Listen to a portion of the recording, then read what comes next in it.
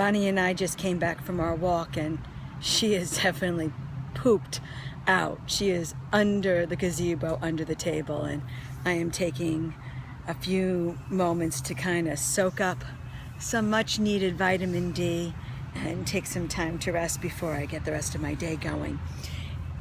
Today I was thinking this message all day long. It started with the post that I did last week about PU, the uncarved block. And if anyone has gotten the opportunity to ever read the book, The Toa of PU, or The Toa of Piglet, I highly suggest both books. Toa of PU first.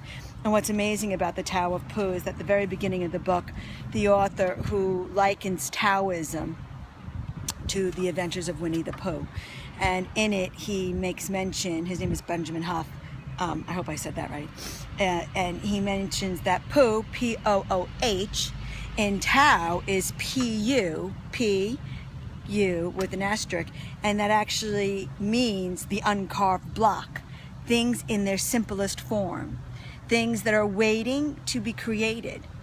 And what I think about yoga is that I think every time we come to the mat, we kind of, by the end of the class, we are back to that state of PU. We are back to that uncarved block and just waiting for what we want to become.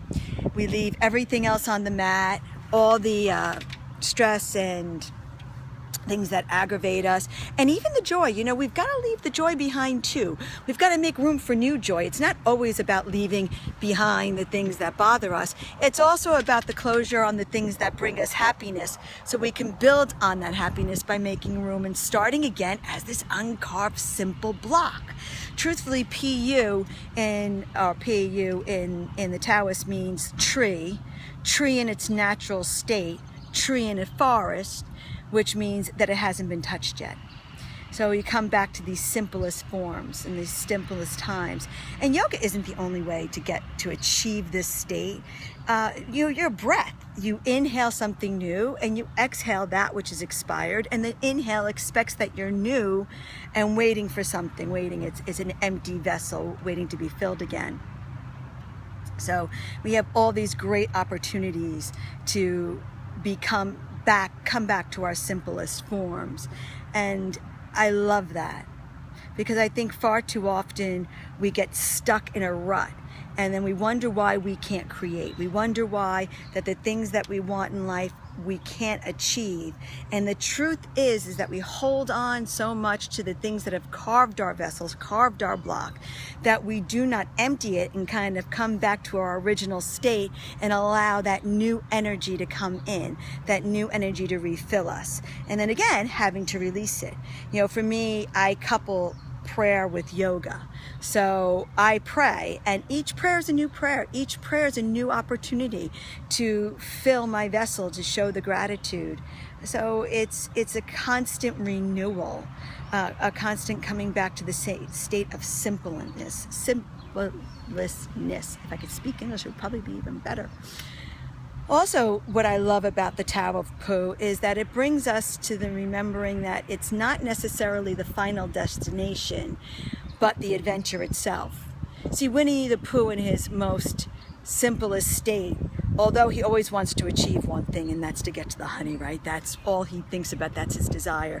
He always engages his friends to come on the ventures with us. He's got Paw Eehaw, who's always complaining, and the Toa of Piglet talks about the anxiety and the confusion.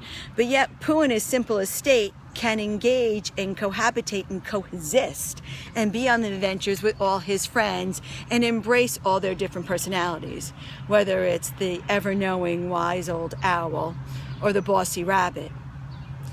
For Pooh, it's not just getting to the honey, it's the adventure that he has with his friends. That's what he enjoys. He enjoys everybody he enlists on his adventure, from Tigger to Piglet, his best friend, to Christopher Robin. He has no blinders on. He is open and aware and allowing. He does not discriminate. He does not prejudge or predetermine an outcome. He just knows he wants to get to the honey. And if he doesn't get to it today, maybe he'll get to it tomorrow. But at the end of every adventure, you'll notice that Pooh always tells his friends how grateful he is that he got to be with them. So here's to coming back to our most simplest state, to being quiet and finding that moment in time where we can erase all our lines, all our carvings, and come back to the state of PU. Namaste.